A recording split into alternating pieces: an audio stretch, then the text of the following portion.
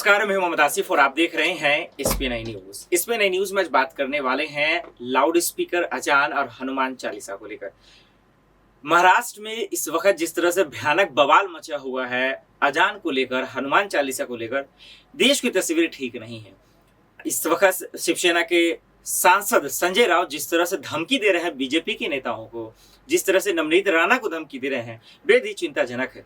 संजय राउत ने तो साफ शब्दों में बीजेपी के नेताओं को कह दिया कि मुंह में जो है वो रुमाल ठूस देंगे। सोचिए कि कैसे शब्दों का इस्तेमाल किया जा रहा है।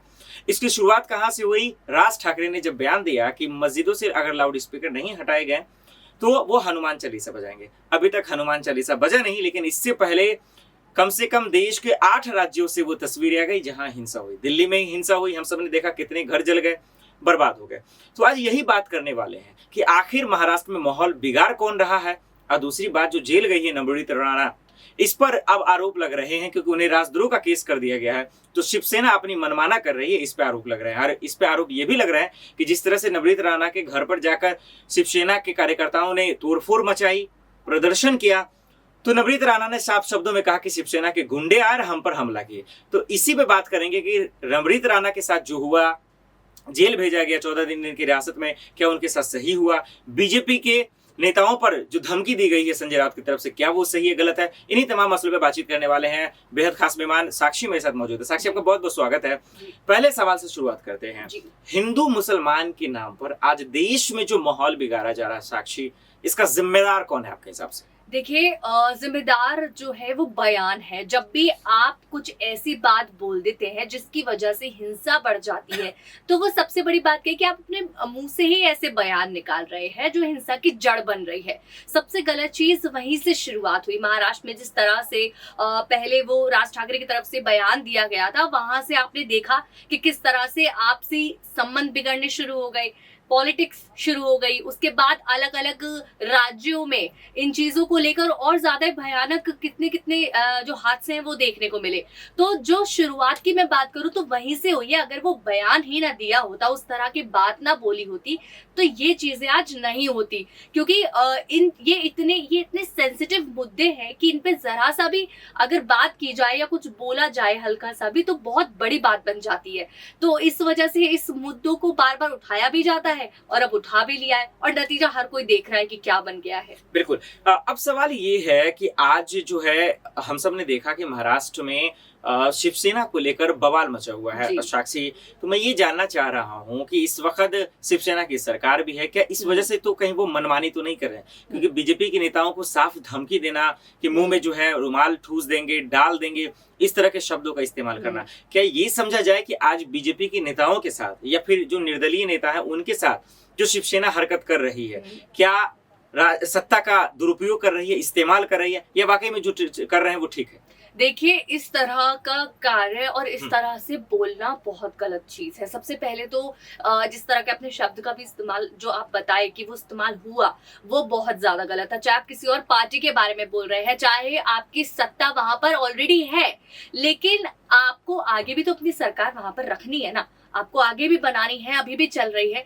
तो आप इस तरह के शब्द का इस्तेमाल कैसे कर सकते हैं किसी भी पार्टी के लिए, या फिर जो पार्टी का ही सदस्य नहीं है, सांसद है, उनके लिए आप ऐसे शब्द का इस्तेमाल कर रहे हैं, उनके लिए ऐसे बोल रहे हैं। हालांकि आप दोनों ही अपनी अपनी जगह गलत है। कहीं किसी ने शुरुआत की, उस पर दूसरा टिप्पणी कर रहा है, तीसरा बोल रहा है, पर आप एक दूसरे के लिए इस तरह के शब्द बोलेंगे तो हिंसा और ज्यादा बढ़ेगी, और उससे सत्ता जो सरकार है उस पर भी गलत असर पड़ेगा। जो जनता है वो भी देख रही है कि किस तरह के शब्दों का आप इस्तेमाल कर रहे हैं, किस तरह से आप किन बातों को जबरदस्ती उठाया जा रहा है। क्योंकि पॉलिटिक्स में यही होता है, बात कोई भी आए उसको किस तरह से घुमा फिरा कर और बढ़ाया जाता है। ठीक है। साक्षी, अब एक सवाल जो सबसे बड़ा सवाल है, इस अजान, लाउड स्पीकर, हनुमान चालीसा को लेकर विवाद का जो जड़ है वो राज ठाकरे, क्योंकि राज ठाकरे ने ही पहले सबसे पहले कहा कि लाउड स्पीकर नहीं हटाए गए 3 मई तक, तो वो लाउड स्पीकर बजाएंगे, हनुमान चालीसा बजाएंगे मस्जिदों के सामने। लेकिन उन पर कोई कार्रवाई नहीं हुई, उनकी गिरफ्तारियां नहीं हुई। लेकिन अब जो बाकी नेता इसी चीज को कर रहे हैं, उनकी गिरफ्तारियां हो रही, उस पर राजद्रोह के केस लग रहे हैं, जो बड़ा केस होता है। तो क्या ये माना जाए कि राज ठाकरे से उद्धव ठाकरे यानी शिवसेना डर रही है, इसीलिए उन पर कार्रवाई न करके किसी और को जेल में भेज दी? बिल्कुल देखिए, कहीं ना कहीं ये वाली जो चीजें हैं कि सबसे पहले तो आप यही नोटिस कीजिए ना कि अगर इतनी चीजें, इतने विवाद हो रहे हैं तो उसकी शुरुआत कहाँ से हुई है। और ये बात को छुपने वाली बात नहीं है, हर कोई जानता है कि ये विवाद कहाँ से शुरू हुआ है, किसने सबसे पहले ऐसा बयान दिया था। चाहे आप वो किसी के खिलाफ दे रहे हैं, चाहे आपका मकसद कुछ और था, पर इस तरह का बयान देना दो धर्मों के बीच एक बड़ा विवाद पैदा कर चुका था। और उसके साथ साथ कई राज्यों में ऐसे कई लोग हैं जिनकी जानें भी जा चुकी है इस बयान के चक्कर में। तो और उसके बाद उनको सजा ना मिलना, देखिए उनको वो बिल्कुल सेफ खेल रहे हैं अपना वहां पर, उनको किसी ने कुछ नहीं कहा, लेकिन आगे अब जो भी उस चीज के बारे में बोल रहा है, कहीं उसको जेल हो रही है, कहीं उसको सजा मिल रही है, तो ये चीजें अब सामने आ रही हैं। तो सबसे पहले तो पॉइंट आप उनको कीजिए ना जहां से ये चीजें शुरू हुई है। बिल्कुल। चलिए, अब सिर्फ दो सवाल है साक्षी मेरा। पहला सवाल तो ये है कि आज कई ऐसे मुल्ला हैं जो भी भड़काऊ भाषण दे रहे हैं, हेट स्पीच दे रहे हैं हिंदू और मुसलमानों के नाम पर। कई ऐसे साधु संत हैं जो भड़काऊ भाषण दे रहे हैं जी, लेकिन इन पर कार्रवाई नहीं हो रही है। क्या इसी की वजह से आज लोग कानून को हाथ में लेने पर मजबूर हो गए हैं? इसका एक एग्जाम्पल भी मैं दे रहा हूँ। कई ऐसे मुल्लाओं ने कहा कि मुसलमान का सबर का बांध टूटेगा तो वो जो है सड़कों पे आ जाएगा, तो सोची संभालना मुश्किल हो जाएगा। इस तरह के विवादित बयान दे रहे हैं, उस पर भी कोई कार्रवाई नहीं हुई। पहले तो मौलाना, हम सब ने देखा कि महंत ने कहा था कि मुसलमान महिलाओं का रेप करेंगे, जैसी धमकी दी उन्होंने। 15 दिन तक कोई कार्रवाई नहीं हुई। जब हजारों की संख्या में महिलाएं सड़कों पे उतरी तब जाके उनको जेल होता है। तो क्या कानून वाकई में सही वक्त पे एक्शन नहीं लेने की वजह, चाहे मुल्ला हो या पंडित हो या फिर साधु संत हो, कोई भी हो, वक्त पे एक्शन नहीं लेने की वजह से आज हालात इतने खराब हो रहे हैं? देखिए, ये बात बिल्कुल सही है कहीं ना कहीं, क्योंकि जिस तरह से देखिए कहीं ना कहीं से तो हेट आ रहा है। जब ऐसे बयान आते हैं और उसकी वजह से इतना बड़ा विवाद हो जाता है, तो कहीं ना कहीं से वो चीजें ऑलरेडी किसी न किसी के दिल और दिमाग में है, तभी तो वो चीजें उठ रही है ना। अगर नहीं होती या लोगों के दिल और दिमाग में वो चीजें नहीं बैठी होती तो ऐसा कुछ होता नहीं। लोग सोचते और उस बयान को ऐसे ही छोड़ देते, ध्यान नहीं देते। पर कहीं ना कहीं इन चीजों की वजह से जो हमारे देश की जनता है, उनके दिमाग और दिल में ये बातें बैठी हुई हैं, जिसकी वजह से अब ऐसे बयान आने पर वो विवाद बढ़ रहा है और जो बातें हैं वो निकल रही है और विवाद बन रहा है। सबके बीच में इस तरह से जो हादसे हैं वो सामने हो रहे हैं। तो वो भी एक बहुत बड़ा रीजन है जो भी आपने बताया। कहीं ना कहीं ऐसी चीजें होती हैं और उन पर एक्शन लेना अभी बहुत ज्यादा जरूरी है, वरना ये जो हेटिज्म है ये बहुत ज्यादा ही बढ़ जाएगा आगे। बिल्कुल, और ये देश की आवाम के लिए ठीक नहीं है, क्योंकि हिंदू मुसलमान के नाम पर जिस तरह से देश में नफरतें फैलाई जा रही हैं, बेहद ही ये जहरीला है। एक आखिरी सवाल को रुक कर रहे हैं आप साक्षी, और यही जानने की कोशिश कर रहे हैं कि दर्शक भी यही जानने की कोशिश करेंगे कि आज नेता तो धर्म की आड़ में ड्रामा कर रहे हैं, आग लगा रहे हैं, नफरत में झोंक रहे हैं लोगों को, लेकिन इससे बचा कैसे जाए?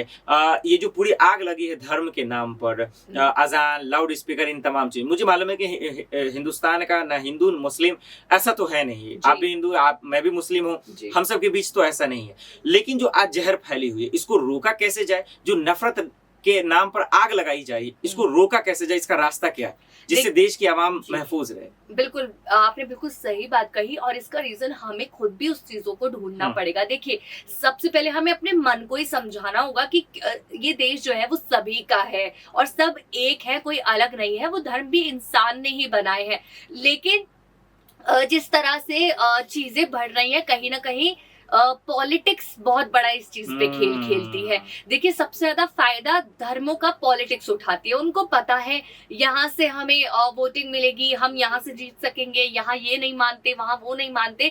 ये चीजें जब तक एक नहीं होंगी, वो सरकार एक नहीं बनेगी, तब तक जो जनता है वो भी एक नहीं होगी। तो ये जो विवाद हो रहे हैं कहीं ना कहीं पॉलिटिक्स के बीच में भी आ रहे हैं। जो धर्म है वो वहां पिस रहे हैं, आप देख सकते हैं। तो हमें सबसे पहले अब देखिए पॉलिटिक्स है वो चलती रहेगी, पर हमें भी अपने आप को समझाना होगा कि वो चीजें तो चलती रहेंगी, हमें अपने बीच में विवाद नहीं करना है। एग्जैक्टली। और यही सबसे बड़ी बात है कि नेताओं के बयानों के चक्कर में ना आया, उनके भीड़ का हिस्सा न बने, क्योंकि नेता अपनी राजनीति रोटियां तो सेक लेंगे लेकिन पीस जाएगा बीच में आवाम। ये बहुत बड़ी बात कर रहे हैं साक्षी, आप बहुत बहुत शुक्रिया हमें इन तमाम सवालों का जवाब देने के लिए। देखते हैं कि आखिर महाराष्ट्र में जो आग लगी है कब ठंडा होगा और बदले की आग चल रही है वो आखिर शांत कब होगा। फिलहाल इतना ही, बाय खबरों के लिए देखते हैं SPN न्यूज़। नमस्कार।